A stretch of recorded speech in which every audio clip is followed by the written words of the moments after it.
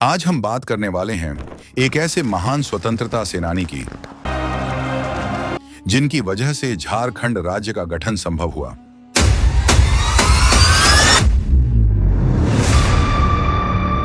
उनकी लोकप्रियता इतनी अधिक है कि उनका चित्र आज संसद भवन में लगाया गया है।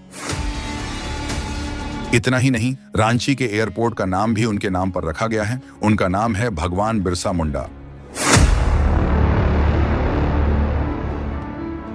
15 नवंबर 1875 ये वह दिन था जब रांची के जंगलों में एक छोटे से घर के बाहर सभी आदिवासी ईश्वर से प्रार्थना कर रहे थे, क्योंकि उस घर के अंदर एक माँ अपने बच्चे को जन्म देने वाली थी। थोड़ी देर बाद बच्चे की रोने की आवाज आई और उसके बाद सभी आदिवासी अपने ढंग से उत्सव मनाने लगे। जन्म से ही उसके अंदर क्रांति की ज्वाला मौजूद थी। जब वह स्कूल में एक ईसाई शिक्षक से पढ़ाई करता था तो शिक्षक अक्सर आदिवासी जनजाति के बारे में अपमानजनक बातें कहा करता था। यह सुनकर बिरसा मुंडा को बहुत बुरा लगा और उन्होंने शिक्षक को मुंह तोड़ जवाब दिया। इसी कारण उन्हें स्कूल से निकाल दिया गया। शिक्षक ईसाई था, इसलिए उसे अपने धर्म का अपमान अच्छा नहीं लगा। उसने प्रिंसिपल से मिलकर बिरसा को बुलाया और माफी मांगने को कहा, लेकिन बिरसा ने माफी मांगने से साफ इनकार कर दिया। उसी दिन उसके एक दोस्त का निधन हो गया। वह दोस्त ईसाई धर्म अपना चुका था, लेकिन अपनी आखिरी इच्छा में उसने कहा था कि उसका अंतिम संस्कार आदिवासी तौर तरीकों से किया जाए। थोड़ी देर बाद ईसाई धर्म का फादर वहां आया और मुंडा के दोस्त का अंतिम संस्कार ईसाई रीति से करने की बात करने लगा। लेकिन बिरसा उसके सामने डटकर खड़े हो गए और कहा,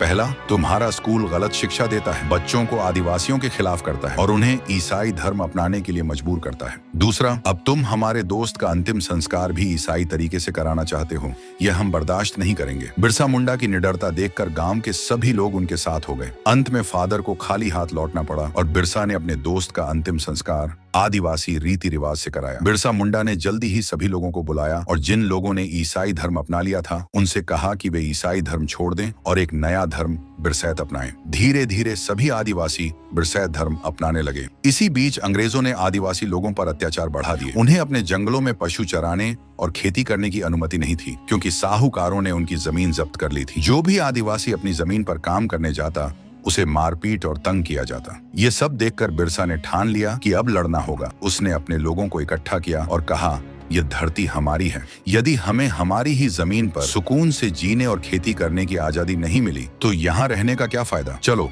हम सब मिलकर अंग्रेजों का विरोध करेंगे। अब मुंडा राज शुरू होगा और महारानी राज समाप्त होगा। बिरसा ने तीर धनुष के साथ पुलिस चौकी पर धावा बोला। अंग्रेजों की कई चौकियां छोड़कर भाग गईं। इसी समय आदिवासियों ने बिरसा मुंडा को धरती बाबा का नाम दिया। बिरसा कहता था, डरो मत, अंग्रेजों का राज्य खत्म हो चुका है, अब हमारा राज्य शुरू हो चुका है। हम सिर्फ तीर धनुष से उनकी बंदूक का सामना करेंगे। उनकी बंदूक लकड़ी में बदल जाएगी। जो भी मेरे राज्य को नुकसान पहुंचाना चाहेंगे उन्हें रास्ते से हटा दो। इसी बीच बिरसा ने सभी आदिवासियों के साथ मिलकर उल गुलान नामक आंदोलन शुरू किया। इस आंदोलन का उद्देश्य अंग्रेजों के विरोध और साहूकारों द्वारा जमीन हड़पने के खिलाफ आवाज उठाना था, साथ ही अंग्रेजों का सामना करना भी था। 1895 के दशक तक बिरसा मुंडा ने अंग्रेजों द्वारा कब्जा किए गए कई राज्यों को छुड़ा लिया। अंग्रेज धीरे धीरे आदिवासी क्षेत्रों को छोड़कर भागने लगे।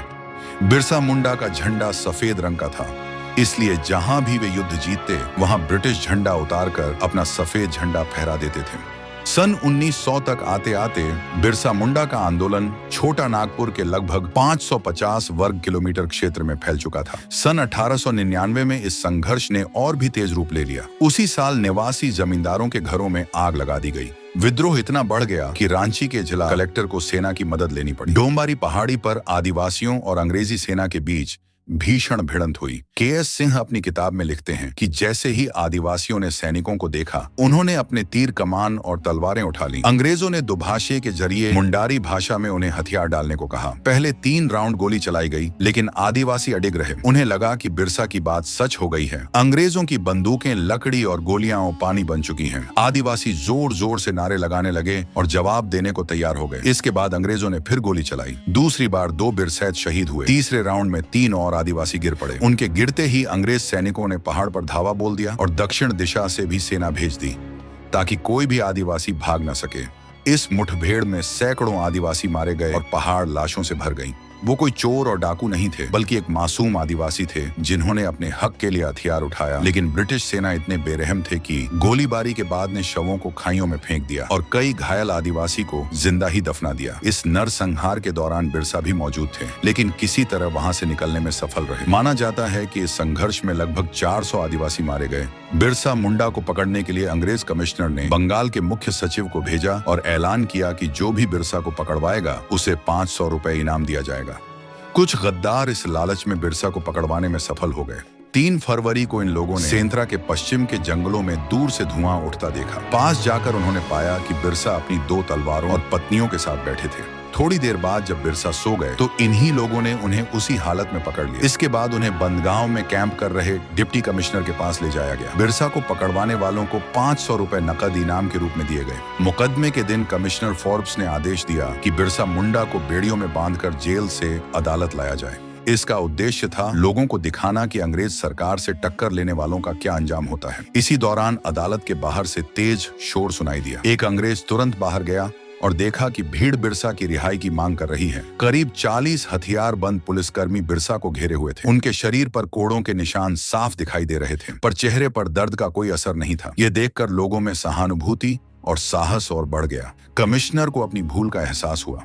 वह सोच रहा था कि बिरसा को बेड़ियों में अदालत लाकर जनता को डराया जा सकेगा, लेकिन इसके ठीक उलट जनता बिरसा के समर्थन में खड़ी हो गई थी। अदालत में बिरसा पर लूट, दंगा और हत्या के 15 आरोप लगाए गए। जेल में उन्हें अकेले एक कोठरी में रखा गया। 3 महीने तक किसी से मिलने की अनुमति नहीं दी गई। रोजाना केवल 1 घंटे के लिए उन्हें धूप दिखाने बाहर निकाला जाता। धीरे धीरे उनकी सेहत बिगड़ने लगी। उन्हें तेज बुखार और असहनीय दर्द रहने लगा। गला इतना खराब हो गया कि पानी पीना भी मुश्किल हो गया। कुछ ही दिनों में खून की उल्टियां शुरू हो गईं। 9 जून 1900 की सुबह करीब 9 बजे बिरसा ने अंतिम सांस ली। जब बिरसा का शव कोठरी से बाहर लाया गया तो पूरे जेल में हलचल मच गई। बिरसैतों को शव पहचानने के लिए बुलाया गया, लेकिन उन्होंने डर के कारण ऐसा करने से मना कर दिया। उसी दिन शाम 5:30 बजे पोस्टमार्टम किया गया। उनके शरीर में पानी भरा हुआ था और छोटी आंख पूरी तरह नष्ट हो चुकी थी। रिपोर्ट में मौत का कारण हैजा बताया गया, लेकिन बिरसा के साथियों का मानना था कि उन्हें जहर दिया गया। बिरसा की मौत से मुंडा आंदोलन कमजोर पड़ गया, लेकिन उनकी शहादत व्यर्थ नहीं गई। उनकी मृत्यु के 8 साल बाद अंग्रेज सरकार को झुकना पड़ा और 1908 में छोटा नागपुर टेनेंसी एक्ट